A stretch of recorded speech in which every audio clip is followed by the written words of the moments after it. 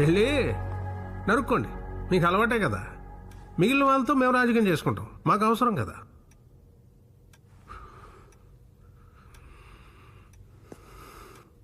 ఇంకోటి చెప్పండి సార్.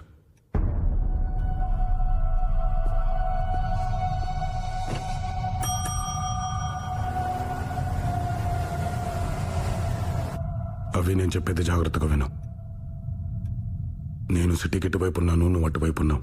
నేను ఇప్పుడు వచ్చి ఆ కారం చేసేసి నేను కాపాడతానని చెప్పను, ఎందుకంటే అబద్ధం. నువ్వు ఇప్పుడు డేంజర్లో ఉన్నావు, ఇది నిజం. వాళ్ళు నిన్ను బెదిరించొచ్చు, కొట్టొచ్చు, చంపేయొచ్చు కూడా. అదే జరిగితే బ్రతికినంతకాలం నీకోసం ఏడుస్తాను అరవింద. ఏడవడం కోసమే బ్రతుకుంటాను. స్పీకర్ ఆన్ చేయి.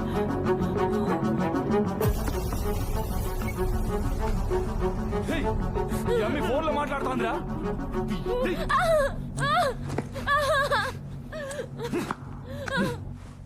మీరు ఎవరో ఏందో నాకు తెలియదు సామే, కనుక్కుంటా.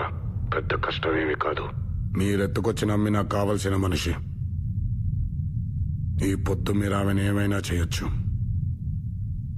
కానీ రేపు నాది. ఇప్పటిదాకా మీరు మగాడు ఆడదాన్ని చేర్చేది వినుంటారు, కానీ ఇప్పుడు మీకొక్క మగాడు మగాడిని చేరిస్తే ఎట్టుంటాదో చూపిస్తాను. ఇయాల నుంచి మీ పల్లెలో ఏ కొమ్మలో ఆకల్లాడినా, ఏ కొట్టంలో ఆవర్చినా, ఏ చెట్టు మీద పెట్టలేచినా అది మహానంది గారి వీర రాఘవరెడ్డి కత్తి వాదరలికిడే.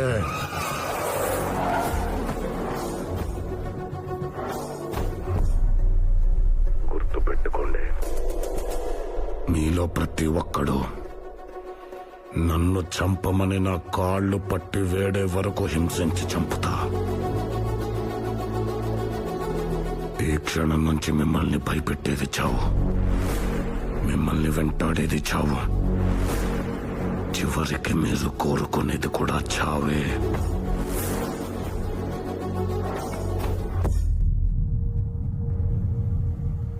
సావు కనుక్కుంటుంటే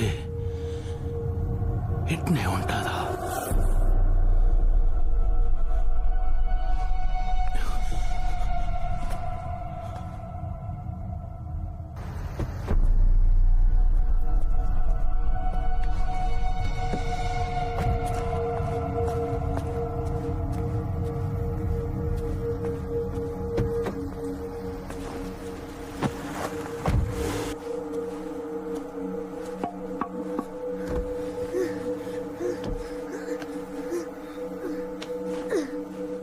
బాలరెడ్డి, గొంతు గుర్తుపట్టినావా? నీ పక్కనున్న పెన్లోనే పొడిచిపోతానంటే పో. నువ్వు ఊరు చేరేలోపు తరుముకుంటా వచ్చి నిన్ను నరికేస్తా. నాకేం నుంచి బెంగళూరు దగ్గర, ముందక్కడికి పోతా. అక్కడ చదువుతున్న నీ కొడుకుని చంపేస్తా. పల్లె చేరేలోపు ఆడిపోయిన వార్త విందో నీకు పూర్తిగా ఏడిచే టైం కూడా ఇవ్వను బాలరెడ్డి. నల్ల మబ్బు ఆకాశాన్ని కమ్మినట్టు నల్లగుడిని కమ్మేస్తా. లేదు, ఈ రణమంతా ఎందుకు అనుకుంటే ఆ పిల్లో నాన్నే దింపేసిపో.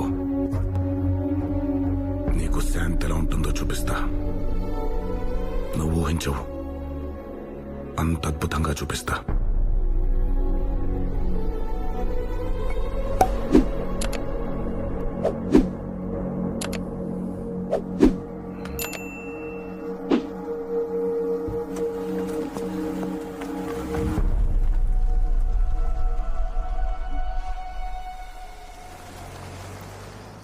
అవి మీరు అక్కడే ఉండండి, వస్తున్నాను.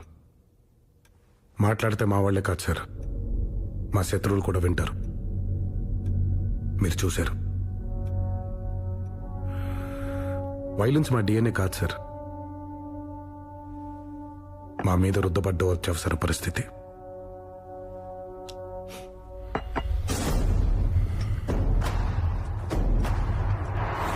సార్ 100 అడుగుల్లో నీరు పడుతుందంటే 99 అడుగుల వరకు తవ్వాపేసేవాడిని ఏమంటారు? మీ విజ్ఞతగా వదిలేస్తున్నాను. ఈ ఒక్కడుగు 100 అడుగులతో సమానం సార్. తవ్వి చూడండి.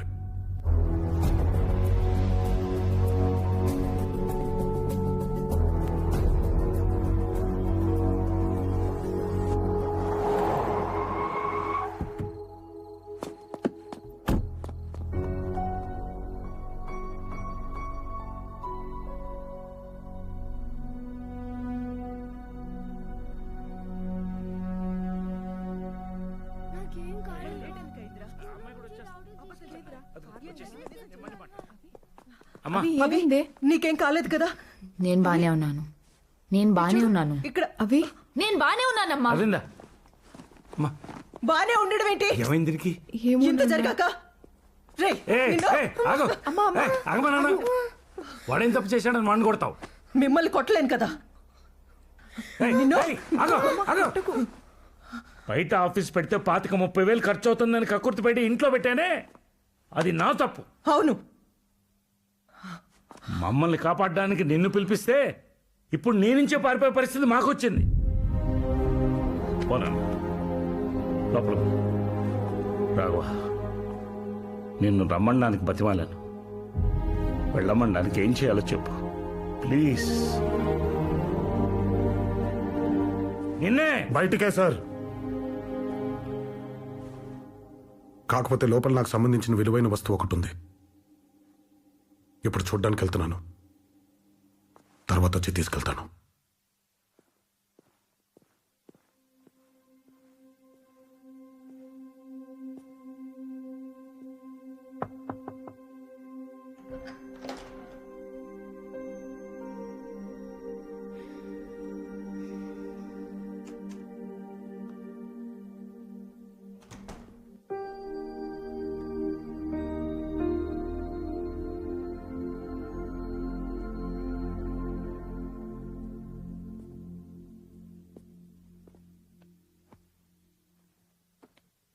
అవి నిన్ను ఫస్ట్ టైం కలిసినప్పుడు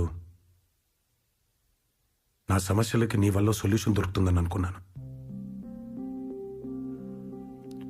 ప్రాసెస్లో ఎక్కడో ఆ సొల్యూషన్ నువ్వే అని బిలీవ్ చేయడం మొదలు పెట్టాను. తప్పు. అలాగే నువ్వు అమ్మాయిల్ని కౌగిలించుకున్న తర్వాత అబ్బాయిలు అమ్మాయిల భుజాలపై నుంచి ప్రపంచాన్ని చూడడం మొదలు పెడతారన్నావు. అది కూడా తప్పే. అవి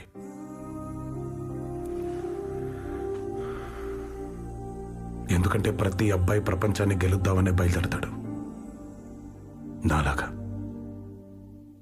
అతనికి దారిలో నీలాంటి ఒక అమ్మాయి కలుస్తుంది. ఇప్పుడు ఈ అమ్మాయిని మిస్ చేసుకుంటే మళ్ళీ దొరకదనే భయంతో ముందు ఇది, తర్వాతే మిగతావనుకుంటాడు. కానీ మీరేమో నన్ను గెలిచిన తర్వాత మళ్ళీ ప్రపంచం అంటాడేంటనుకుంటారు.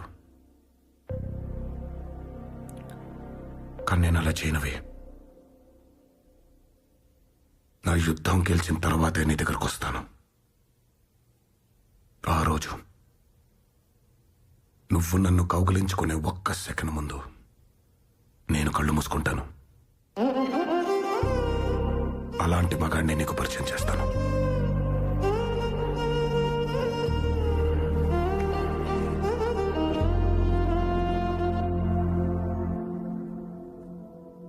మీ మగాళ్ళకు ఆడాలని సంతోషపెట్టాలంటే డబ్బులు సంపాదిస్తే చాలు, జ్యువెలరీ ఇస్తే చాలు, కంఫర్ట్స్ ఇస్తే చాలు అనుకుంటారు.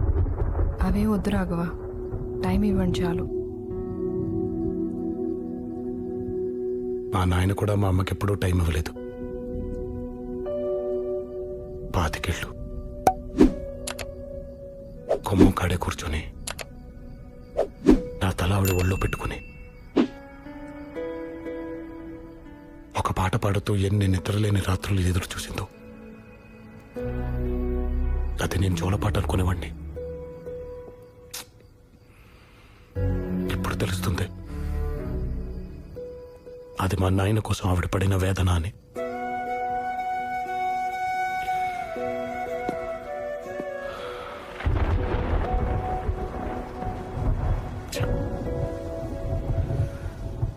ఎంత పని చేసినావు నారపరెడ్డి. నీ పెండ్లాన్ని ఇంత రుష్టి పెట్టినవే. ఒక్కసారిగా మా అమ్మ పాడిన పాట నువ్వు వినుంటే ఈ ఆడున్నా వాలిపోయాడు కదా.